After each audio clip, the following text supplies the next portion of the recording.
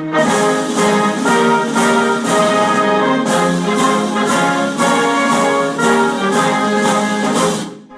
everyone, welcome to Around the World in 80s Movies. My name is Vince Leo. I'm the author of the film review website Quipster.net. I invite you to check out over 4,000 plus of my written reviews. You can read there anytime at Quipster.net. QWIPSTER.net. I also want to let you know that I do a different podcast that covers brand new movies out in the theaters and on VOD. You can search for the Quipster Film Review Podcast. Wherever you're listening to this right now, just remember that Quipster is spelled with a W instead of a U. Today we're going to be continuing on with the three-part series in which someone gets amnesia in a 1980s film and then ends up living a different life or learning a life lesson or figuring out what's wrong with their life. Last week we took a look at Desperately Seeking Susan. Next I'm going to get into a movie that kind of reminds you of that movie, maybe a little bit about a movie I did just a few episodes ago called Romancing the Stone. It is called American Dreamer. It came out the same year as Romancing the Stone in 1984. JoBeth Williams is the main star. Tom Conti gets the co-star credit. Giancarlo Giannini, James Staley, Coral Brown, Christopher Daniel Barnes, and Huckleberry Fox are in the supporting cast. It's a PG-rated film. It does have sensuality, violence, and some language. I would probably rate it in the PG-13 range today because of that violence. The runtime is 1 hour and 45 minutes. Rick Rosenthal is the director, and the screenplay credited to David Greenwalt and Jim Koof. Now, in American Dreamer, JoBeth Williams plays a suburban Ohio housewife and a mother named Cathy Palmer. Cathy escapes her joyless marriage in her spare time by reading her favorite romantic thriller novels. They are all starring a Modesty Blaise-like, globe-hopping female private detective named Rebecca Ryan. Cathy loves them so much that she enters a Rebecca Ryan fanfiction writing contest, and the winner of that contest among the would-be authors scores an all-expenses-paid trip to Paris, including not only seeing all of the famous sights, but also meeting the author of the novels herself, Margaret McMann.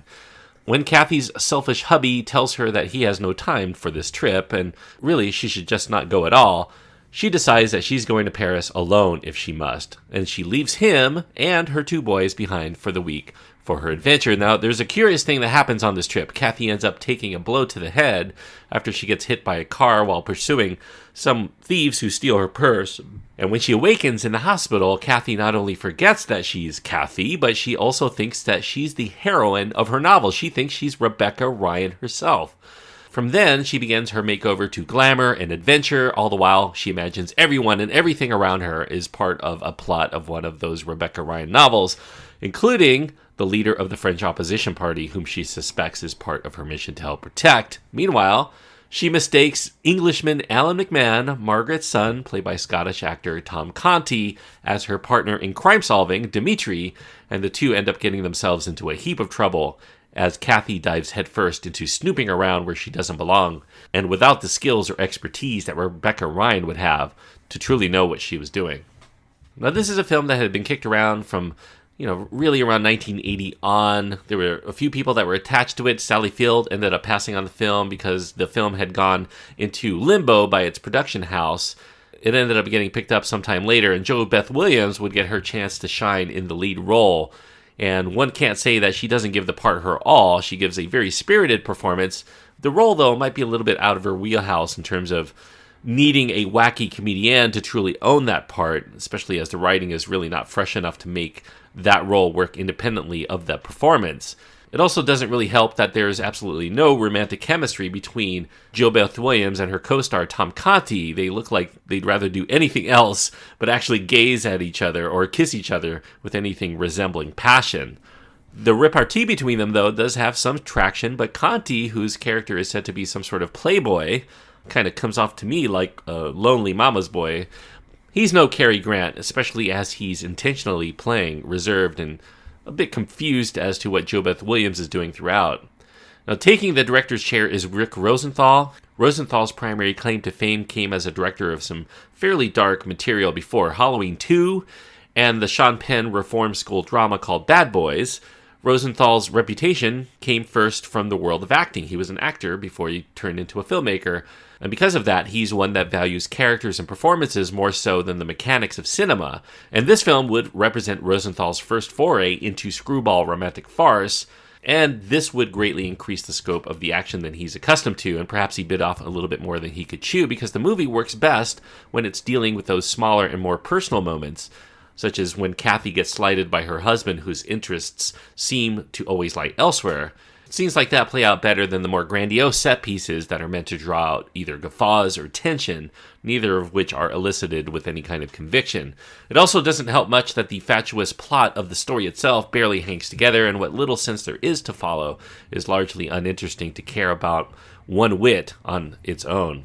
American Dreamer is one of those films that feels like it has all of the pieces necessary to make for a winning comedic adventure despite that, but the chemistry is just never quite coming together in a way that produces any kind of genuine thrills or laughs or chills or romance when it should. And it has the air of being comical, and maybe it will produce a chuckle or two for some people, but you kind of get the feeling that it works overtime trying to squeeze out any laughs that similar comedies can do with just providing the situations. A part of the reason why American Dreamer may not have much sizzle is due to casting actors who are not natural comedians for all of the roles.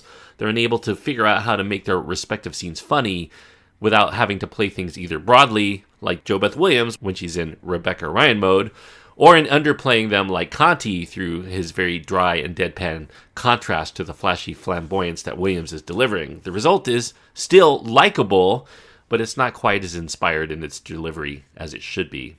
Now, if there is an audience for American Dreamer, it will lie primarily with those viewers who like made-for-TV fare, to which this cinematically released film really does feel like it plays out much of the time.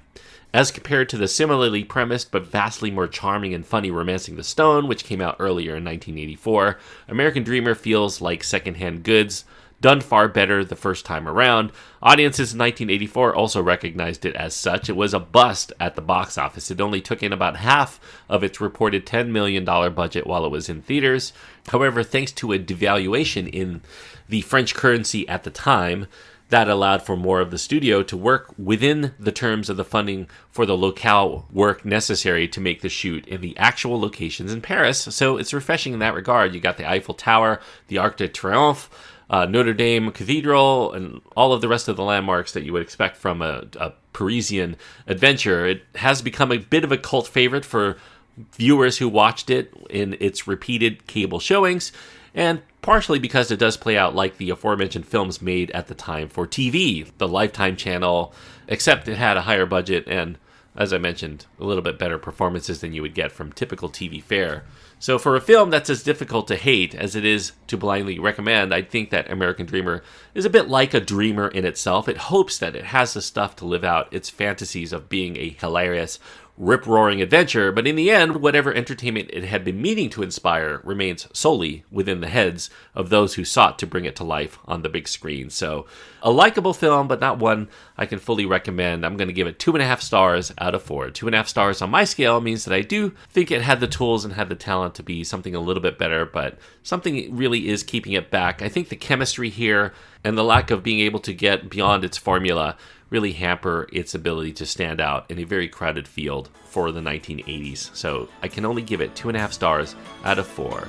As far as what I'm going to be doing next week to cap off this trilogy of films featuring amnesia as part of the main plot, I'm going to be talking next week about a film from 1987. It is a movie that features then couple Goldie Hawn and Kurt Russell. From 1987, a Gary Marshall directed film called Overboard. So check that out for next week if you haven't done so already, and you'll be able to keep up with the reviews. Until next time, thanks everyone for joining me on this trip around the world in, what's the name of the show? 80s movies.